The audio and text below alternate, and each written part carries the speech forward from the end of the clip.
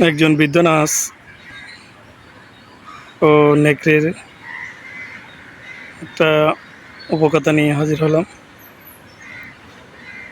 বৃদ্ধ নার্স তার কোলে বসা একটি শিশুকে বলল, শান্ত হও, যদি শান্ত না হও তোমাকে নেকড়ের কাছে ফেলে দেব। আর ঠিক তখনই একটা নেকড়ে ওই জানলার নিচ দিয়ে যাচ্ছিল। নার্সটির কথা শুনে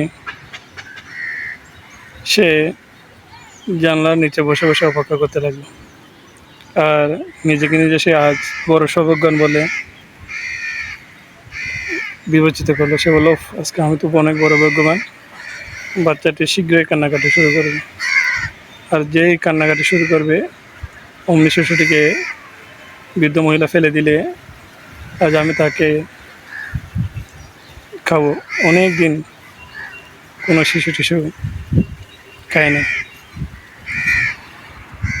তাই সে অপেক্ষা করতে লাগলো, অপেক্ষা করতে লাগলো কখন ওই বাচ্চাটি কান্না করে আর বৃদ্ধ মহিলা তার বাচ্চাটিকে জানলা দিয়ে ফেলে দেয় আর সে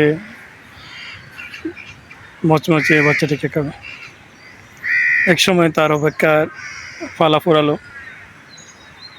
বাচ্চাটা কান্না শুরু করে দিল।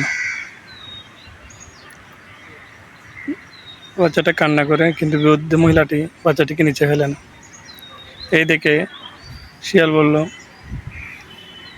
বাচ্চাটি তো কান্না করতেছে, তুমি ওকে ফেলে দাও। বৃদ্ধ মহিলাটা এই কথাটি শুনে জানলাটা বন্ধ করে দিল। জানলাটা বন্ধ করে ঘরের ভিতরে ঢুকে তার পোষা কুকুরগুলো আছে ওগুলোকে লেলিয়ে দিল ওই নেকড়ের পিছনে। কুকুরের থারাকে নেকড়ে দৌড়াতে দৌড়াতে দৌড়াতে দৌড়াতে বলতে লাগলো, শত্রুর প্রতিশ্রুতি দেয় কিন্তু তা কখনো রক্ষা করে না। সুতরাং আপনি যাদেরকে বন্ধু ভাবছেন অথবা যাদেরকে খুব আপন মনে করছেন, একবার চিন্তা করবেন এরা কি আসলে আপনার বন্ধু, আসলে কি প্রকৃত বন্ধু নাকি শত্রু।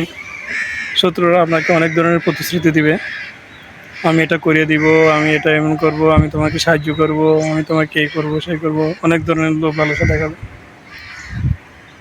আপনাকে ঠিক নির্বাচন করে নিতে হবে কে বন্ধু আর কে শত্রু।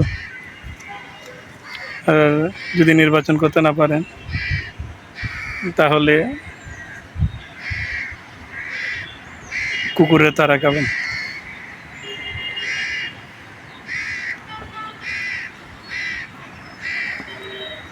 ধন্যবাদ।